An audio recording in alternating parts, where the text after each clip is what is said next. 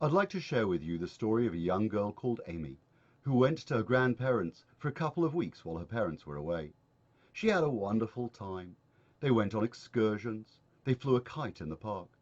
Grandma and Grandpa's home was a little bit different, and every time they went in or out of a room, they would reach out and kiss the mezuzah on the doorframe.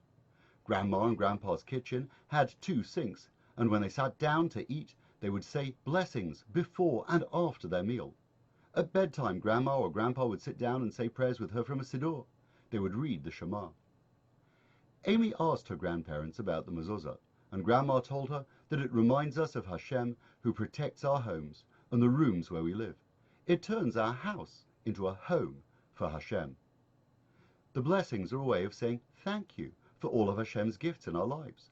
We realize how dependent we are, and we accept that we're not always all-knowing and in control.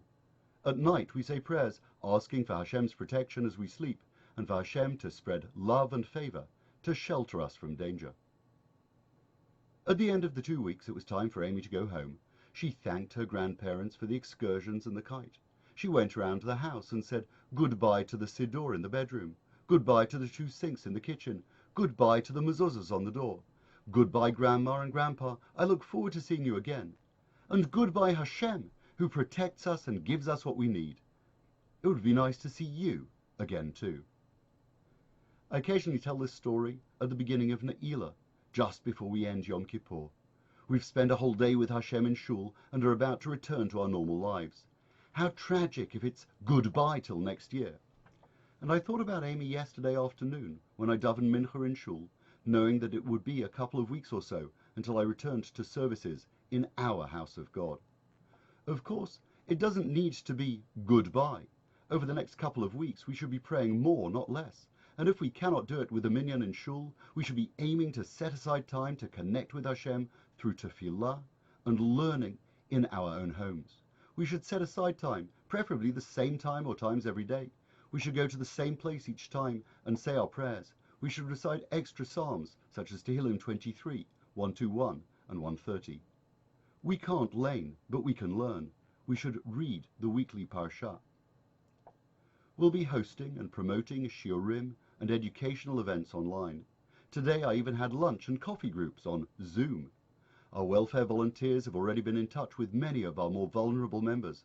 And despite isolation, this is a time to say hello to people and to reach out. Our parashah this week ends with the completion and dedication of the Mishkan. This is Hashem's home and sanctuary, a place of encounter which is filled with Hashem's presence.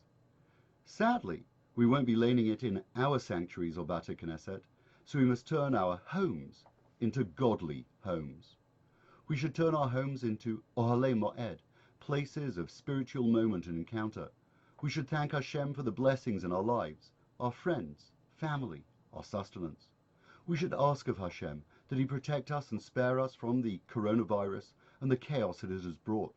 We should beseech Hashem, healer and merciful, to remove this sickness and to say to the Malach HaMavet, stay thy hand.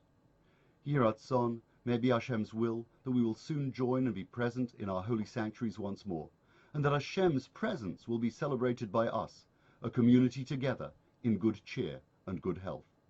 Shabbat Shalom.